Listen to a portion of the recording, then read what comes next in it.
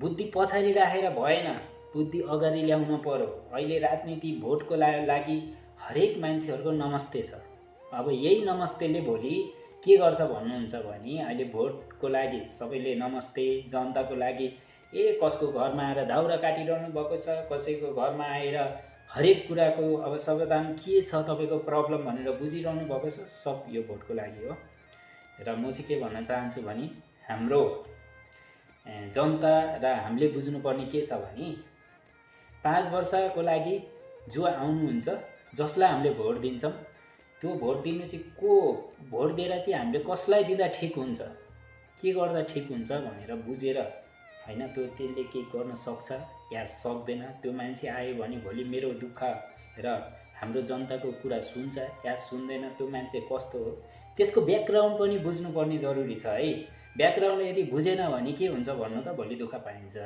दुःख पाइन्छ के भन्नुहुन्छ, शासन गरेर राजनीति गरेर जब प्रधानमन्त्री भएपछि तपाईँलाई चिन्दैन अनि दुःख त त्यसै नै पाउनुहुन्छ तपाईँले। अनि त्यही भएर साथी, जति हामी छौँ, हामी जनता नेपालीले के चाहनुपर्छ भने हामीले यति बुझ्ने र हामी गोर्खालीको छोरा हो र हामीमा यति हिम्मत छ भने अहिले मान्छे पनि हामीले चिन्नुपर्छ है।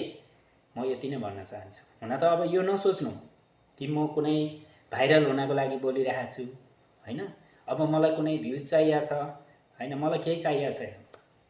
साँच्ची मलाई केही चाहिएको छैन साथी, कसैको मलाई केही चाहिएको छैन। न लाइक चाहिएको छ, न कमेन्ट चाहिएको छ, मलाई कसैको चाहिएको छैन। तर देशमा जसले शासन गर्न आउँदै हुनुहुन्छ उहाँलाई बुझ्नुस्, उहाँलाई नै भोट दिनुस् हैन। हजुर हजुर नमस्कार नमस्कार भनेको भरमा चाहिँ तपाईहरूले भोट नहाल्नुस्। जसले दुःख बुझ्छ, जसको तपाईँको म्यान्डेट बुझ्छ, जसले तपाईँलाई भनौँ न भोलि भोट गरेर गएर जो राजनीति गरेर जो पनि अहिले भनौँ न एउटा तपाईँको समस्यालाई हल गर्न सक्छ, त्यही मान्छेलाई तपाईँले चिन्नुभयो भने उत्तम राम्रो हुन्छ। यही नै भन्न चाहन्छु। म कसैको झोले पनि होइन, न काङ्ग्रेस, न एमाले, न कुनै भनौँ न घन्टे होइन, म कसैको घन्टे पनि होइन, भन्टे पनि होइन।